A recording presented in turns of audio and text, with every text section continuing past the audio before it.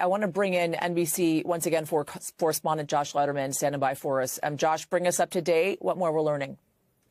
Well, Yasmin, we're learning a little bit more from the Israeli military about what has taken place in the last few minutes. The IDF now says that multiple drones were launched from Iranian territory toward Israel. Now, as Aaron David Miller was correctly saying, and the IDF is now echoing, it's going to take several hours for those drones to actually arrive in the vicinity of Israel. But in the meantime, the Israeli military and its Air Force are now undertaking what they are calling a defensive operation. They are implementing what they are calling an orderly plan to deal with this, including both Air Force fighter jets as well as Navy assets that are now being deployed to defend Israeli territory. What does that mean? It means shooting down those drones, of course. And part of what Israel is also trying to do is make it harder for those drones to successfully reach their destination. And so the Israeli military announcing that GPS may be disabled in certain areas because, of course, they may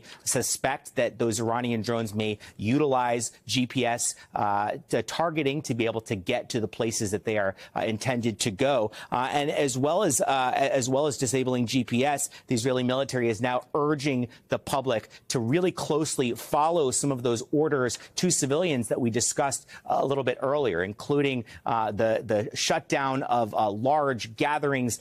They are telling people that if they hear an alarm, they need to go into their safe area for a minimum of 10 minutes. They are really urging people to be very cautious. But really, we should point out there are a few major things we don't know at this point, Yasmin. Of course, how many drones were launched, whether this is going to be multiple rounds of attacks or whether this was the totality of what Iran is launching today, and whether any additional response will include anything other than drones. We know that U.S. officials had told NBC News over the last few days that they anticipated that this Iranian strike could also include Iranian missiles, which would be very significant and potentially more difficult for Israel to shoot down. So we don't have any confirmation yet that any missiles have been involved. That is something that the Israelis are going to clearly be paying very close attention to. And of course, we're going to have to wait and see how successful their defensive plans that they have now been telegraphing for so long are in actually dealing with these threats, in shooting down those drones, in making sure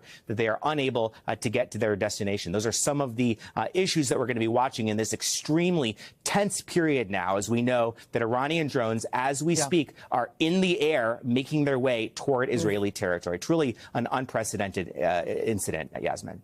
Hey everyone, MSNBC has a new and improved app. You'll get real-time alerts and analysis, live blogs, in-depth essays, video highlights, and the best 2024 election coverage. Download the new MSNBC app. Here's how to do it. You tap on the App Store on your phone. You hit search on the bottom right corner. You type in MSNBC. You click on the MSNBC app. You click on Get or the cloud icon and enjoy it.